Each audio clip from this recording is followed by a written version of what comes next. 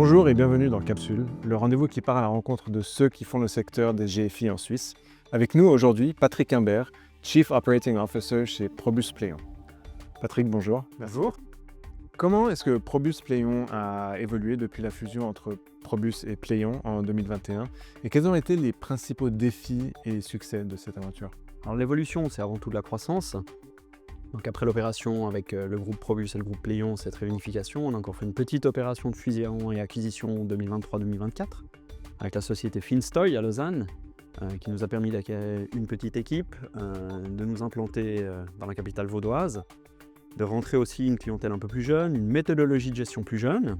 Donc ça, c'était, je pense, la principale évolution. À côté de ça, on a eu 4 années de croissance relativement forte. En 4 ans, c'est près de 40% d'accroissement de la masse sous gestion en Suisse. Les principaux défis auxquels on a dû faire face, comme tout le monde, c'est l'évolution du cadre réglementaire.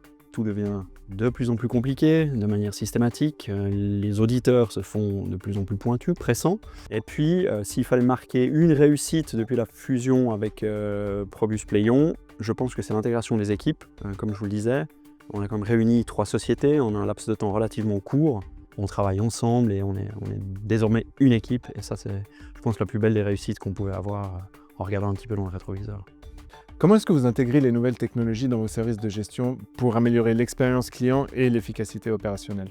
Pour l'expérience client, nos clients sont quand même relativement vieux jeu. Pour la plupart, ils privilégient avant tout les interactions avec leur relationship manager. Donc c'est des interactions en présentiel, physique ou par téléphone, voire par email. Pour les quelques clients qui ont un besoin un peu plus fréquent ou plus rapide d'accès à l'information, ils utilisent avant tout les outils e-banking des banques dépositaires, qui sont généralement des outils de très bonne qualité, très réactifs, aboutis en matière de sécurité.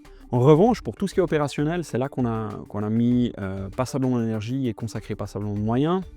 Ce qu'il faut savoir, c'est que dans le groupe, on développe nos outils informatiques depuis plus de 20 ans maintenant. On est convaincu qu'en tant que gérant indépendant, si on veut travailler avec une vraie architecture ouverte, que ce soit en matière de placement, en matière de couverture géographique de la clientèle, en matière de typologie de clientèle, avoir un large éventail de banques dépositaires, ça génère une complexité intrinsèque.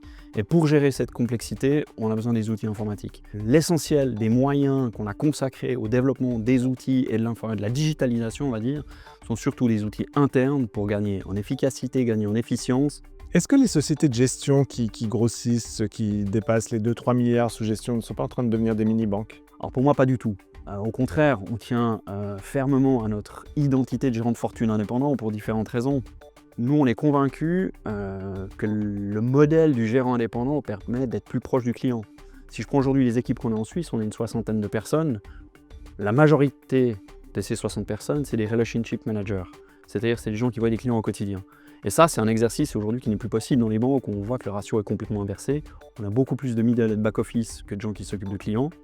Et nous restons convaincus que de focaliser notre travail sur la gestion de fortune, pas partir sur des activités annexes comme le font les banques, qui sont parfois intéressantes certes, mais tout ce qui est crédit, tout ce qui est monétique, trafic des paiements, pour nous, ça génère une masse de travail conséquente par rapport à une plus-value que n'apporte à notre clientèle qui est trop faible.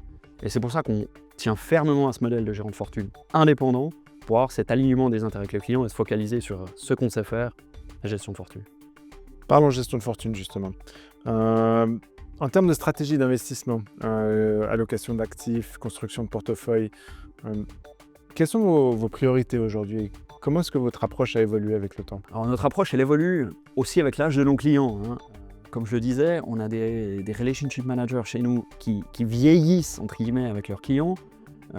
C'est un phénomène qui est connu dans l'industrie du private banking, c'est qu'on a une clientèle relativement âgée, la moyenne d'âge est au-delà des 70 ans, mais pas seulement. On a aussi cette transmission intergénérationnelle, on a des clients plus jeunes qui ont maintenant des besoins en matière d'investissement qui sont sensiblement différents.